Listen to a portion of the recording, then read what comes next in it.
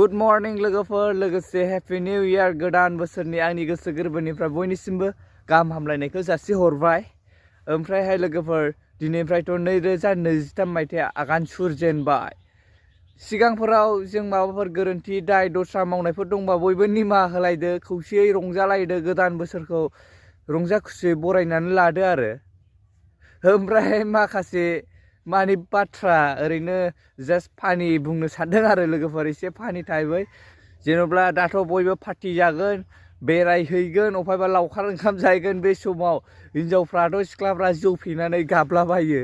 बे समाव गाबनाय निउ इयारनि समाव गाबबाय बायब्लाबो मेगननिफ्राय मोदै दागथों। मानोना गाबनानै मोदै गयोब्ला सिख्लाफोरनि मेगनाव कालार फुननाया खारजोबो नालाय, असाइस नुगोन। ओंखायनो सिख्लाफोरा निउ इयार जानायाव गाबबाबो मोदै दागथों। आरो जोंबायदि सिंगेलफोरा गोदान गोदान जिएफ मोनथों, मिंगेल जाथोंसै।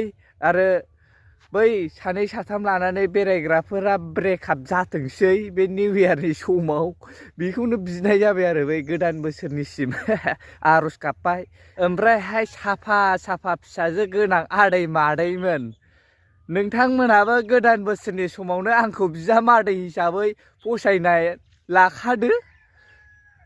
आरो सेंग्राफोर गोसोआव लाखादो, जाय सिंगेल दं, सिंगेल सेंग्राफोरा बै सानै साथाम लानानै बेरायनाय, बै गार्लफ्रेन्ड बयफ्रेन्ड गोनांफोरा ना नैबे निउ इयारनि समाव ब्रेकआप जाखासिगोन। मानोना सोरबा सोरजोंबा बेरायहैनायनि, सोरबा हौवाफोरजों पार्टि जाफाहैनायनि, आरो सोरबाबा बेरायनो लांनो हायैनि, सोरबाबा गारि मटर गैजायैनि, बेफोरबायदिनि थाखाय ब्रेकआपआ फैखासिगोनलाय नैबे निउ इयारनि समाव। गोदान बोसोरा दिनैनिफ्राय जावरिजेनबाय नालाय। ओमफ्राय जों सिंगेलफ्रा बेयाव नागिरनानै थाब बारसोमथारनांसिगौ। बै खुगाफ्लांसिनानै थाखादो आरो बयबो सिंगेलफ्रा। सान्स मोननाय बादि मोनबाय, ख्राब बारसिनथारदो आरो बैफोरबायदि ब्रेकआप जानायफोरखौ। होमबासो मोनसिगोन जोङो सिंगेलफ्रा बे निउ इयारनि समाव। ओमफ्राय लोगोफोर जास्ट फानि एसे खालामनाय जाबाय। आरो बै आदै मादै आरो बयबो देरसिन गासैबो आंनि देरसिन बिदा फंबाय बिनानाव गासैनिसिमबो आंनि गोसो गोरबोनिफ्राय हेपि निउ इयारनि खुलुमनायखौ जासिहरबाय।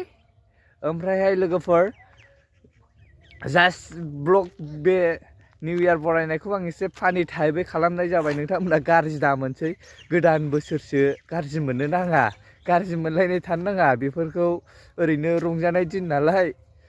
आरो जों बयबो गोसो गोरबो होसारनानै गाजा गोमजायै रंजादो, लावखार ओंखाम जाहैदो। ओमफ्रायहाय लोगोफोर मोनसे खोथाखौ गोसोआव ला, जोङो बयबो सेफ राइडै थां, गावनि जिउखौ बासाय, जेब्लायबो जा लों, नाथाय सिमा गैयै खालामनाङा लोगोफोर। थारमाने मोनसेल' जिउ, खेनसेल' जोनोम होनदों। अब्ला लोगोफोर जों गावबागावनि आगोमा जिउखौबो एसे केयार खालामनानै रंजादो, सिमा गैयै खालामनाङा। गुसु बोथोर मोनजादों मोनलोंदों होननानैबो बांद्राय फुरथिद्रायबो दा खालाम लोगोफोर। जों जास्ट गोदान बोसोरखौ बरायनाय नामै एसेल' इन्जय खालाम, सिमा गैयै दा खालाम। बेखौनो खावलायो नोंथांमोननिसिम। आरो बे गोदान बोसोर हेपि निउ इयार 2023 मायथाइयाव जों रावबो जेबो दाजाथों आरो गोदान बोसोरखौ मोजाङै मोजां बारहोहरनो हाथों होननानै आं आसा खालामनाय थाबाय। आरो आनान गसाइनियाव बेखौनो आर'ज गाबोदि बयनिबो साननाय हनाय, गोदान थांखि, गोदान मिजिङै आगान सुरनो साननाय बयनियाबो जाफुंसार जाथों होननानै आं बेखौनो आनान गसाइनिसिम आर'ज गाबनाय थाबाय। नैबे गोदान बोसोरनि समाव गोदान मिजिंफोरा बयनाबो जाफुंसार जाथों। आरो जों बयबो गावजों गाव अनलायनानै खौसेथियै थानो हाथों। अब्ला लोगोफोर बेखिनियानोमोन गोदान बोसोर हेपि निउ इयारनि जै गोदान बोसोर 2023 नि जै लोगोफोर। अब्ला जों बेखिनियावनो फोजोबनोसै भिडिअखौ। जास्ट फानि टाइपै खालामनाय जाबाय लोगोफोर। बाय बाय, नेक्स्ट भिडिअआव लोगो मोनफिनगोन।